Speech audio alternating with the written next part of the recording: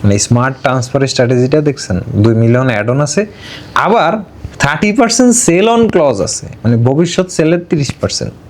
মানে বিশাল মানে বিজনেস, কতটা স্মার্ট।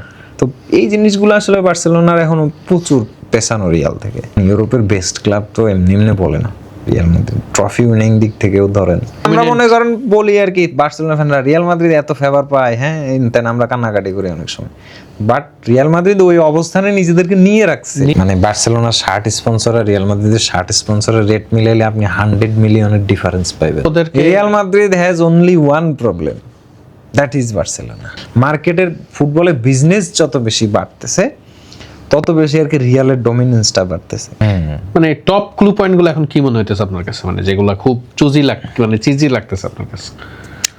রিয়াল মাদ্রিদ একটু ভালো করছে এই উইন্ডোটাতে, শপিং থেকে রেভিনিউতে তো গত সিজনে ভালোই করছে, ওরা প্রায় 1.2 বিলিয়ন রেভিনিউ ডিসক্লোজার করছে। বিজনেসের মাস্টার না পেরেস তো আসলে ওই যে থাকি এটা, মানে বার্সেলোনার শার্ট স্পন্সর আর রিয়াল মাদ্রিদের শার্ট স্পন্সরের রেট মিলাইলে আপনি 100 মিলিয়নের ডিফারেন্স পাইবেন।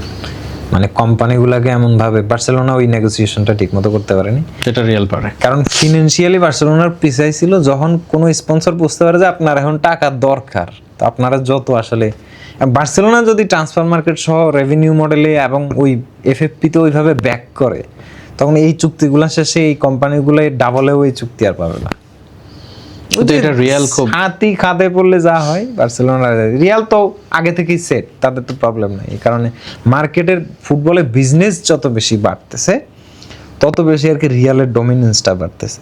তো এখন ধরেন এই যে ড্যানসেল ডামফ্রিজ লামিন ইয়ামালের সাথে ফিজিক্যাল ব্যাটেলের জন্য, আবার মার্ক কুকুরেয়া, এই দুজন ফুল ব্যাক ইব্রাহিম কোনা থেকে নিয়ে নিছে ফ্রি ট্রান্সফারে, বেতন বেশি দেয় রিয়াল কিন্তু প্লেয়ার নিয়ে নিতে পারে ফ্রিতে, কন্ট্রাক্ট শেষ হলে একদম ইয়াঙ্গার দেখে ভালো প্রোডিজি টেনে নিয়ে চলে আসে। ট্রেন্ট আলেকজান্ডার আর্নল্ডেও ওইভাবে নিছে, যদিও সে ক্লিক করে নাই।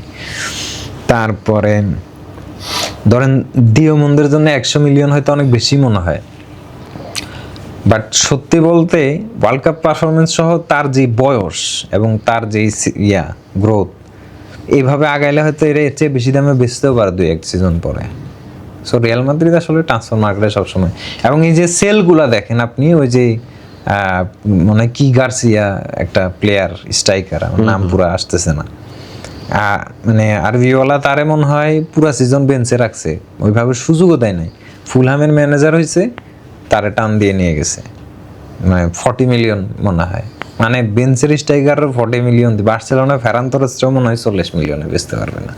মানে স্মার্ট ট্রান্সফার স্ট্র্যাটেজিটা দেখছেন, 2 মিলিয়ন অ্যাড অন আছে, আবার 30% সেল অন ক্লজ আছে, মানে ভবিষ্যৎ সেলের 30%। মানে বিশাল বিজনেস, কতটা স্মার্ট।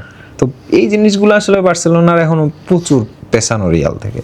এই কারণে আর কি, মানে ধরেন ইউরোপের বেস্ট ক্লাব তো এমনি এমনি বলে না রিয়াল মাদ্রিদ, ট্রফি উইনিং দিক থেকেও ধরেন হয়তো লা লিগায় বার্সেলোনা একটু তাদেরকে ডমিনেট করে, কিন্তু চ্যাম্পিয়ন্স লিগটা আসলে এমনি এমনি যেতে না। তো হ্যাঁ, ওদের আসলে ওই কন্ট্রোলটা আছে, সব পলিটিক্যাল কন্ট্রোলটাও আছে, রেফারিং ডিসিশন থেকে শুরু করে অন্যান্য এটা তো লাগেও। হ্যাঁ অনেক কিছুতে রিয়াল ক্লাব হইতে গেলে এখন আমরা মনে করেন বলি আর কি, বার্সেলোনা ফ্যানরা রিয়াল মাদ্রিদ এত ফেভার পায়, হ্যাঁ তেন আমরা কান্নাকাটি করি অনেক সময়, বাট রিয়াল মাদ্রিদ ওই অবস্থানে নিজেদেরকে নিয়ে রাখছে, নিয়ে গেছে, তো এটার জন্য তোদের কষ্ট করতে হয়েছে ওইখানে ওদের ওই ডমিনেন্স। বা এখন আপনি রিয়াল মাদ্রিদের বিরুদ্ধে যাবেন, স্পন্সর রেভিনিউ বহু কাহিনীর মধ্যে পড়ে যাবেন। রিয়াল মাদ্রিদ কেন কিছু হইলে রিয়াল মাদ্রিদ টিপি চালাই দেয়, নিজস্ব ওই যে ওখান থেকে ওরা মানে টার্গেট করে ফেলে রেফারিদেরকে। তো ওদের মানে স্ট্রাকচারাল পাওয়ারটা অনেক বেশি।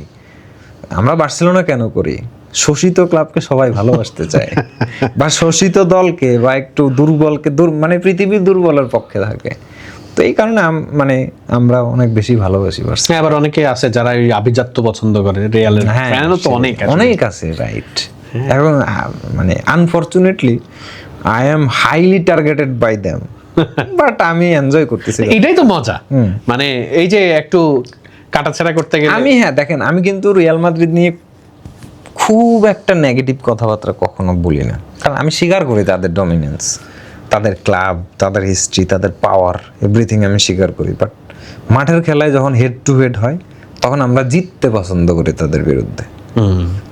তো আমরা যখন জিতি তখন তাদের ইয়াটা আরো বেশি বেড়ে যায়, আরে কি এক ক্লাব, আমরা সবাইরে হারাই দিতেছি, কি এক ক্লাব আসে খালি মানে এই যখন থেকে বার্সার ডমিনেন্সটা শুরু হয়েছে মেসি যুগ থেকে এই পর্যন্ত, মানে ডোমেস্টিকলি তো রিয়াল মাদ্রিদের আসলে একটাই না বিশ্বাস, একটাই হ্যাঁ, প্রবলেম। বার্সা ছাড়া ওদেরকে Real Madrid has only one problem, that is Barcelona. তাছাড়া কিন্তু কোনো ক্লাব আর ওরা কোনো ক্লাবই ক্লাব মনে করে না। মানে ওদেরকে তো ওদের চ্যালেঞ্জার তো challenge না ওরকম, মানে যেই সিজনে রিয়াল মাদ্রিদের চ্যালেঞ্জার থাকে না তখন ওরা চ্যাম্পিয়ন্স লিগ জিতে যায় ইউরোপে।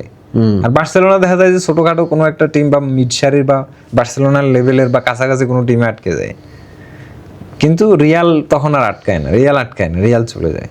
তো কিন্তু লিগে দেখেন রিয়াল লিগ জিতে নাই, চ্যাম্পিয়ন্স লিগ জিতে বসে আছে।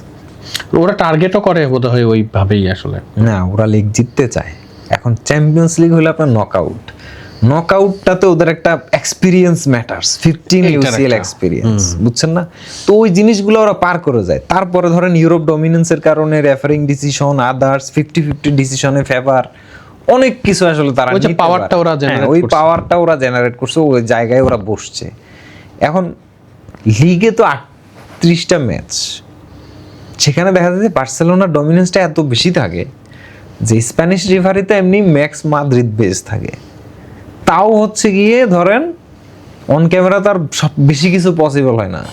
তাও দেখা যাচ্ছে যে রিয়াল মাদ্রিদ হালকা পাতলা ফেভার নিয়েও ওই বার্সেলোনার ওই ম্যাসমারাইজিং লিগ ফুটবলের কাছে টিকে না, কারণ 38 ম্যাচে আপনার ভুল শুধরানোর অনেক বেশি সুযোগ থাকে।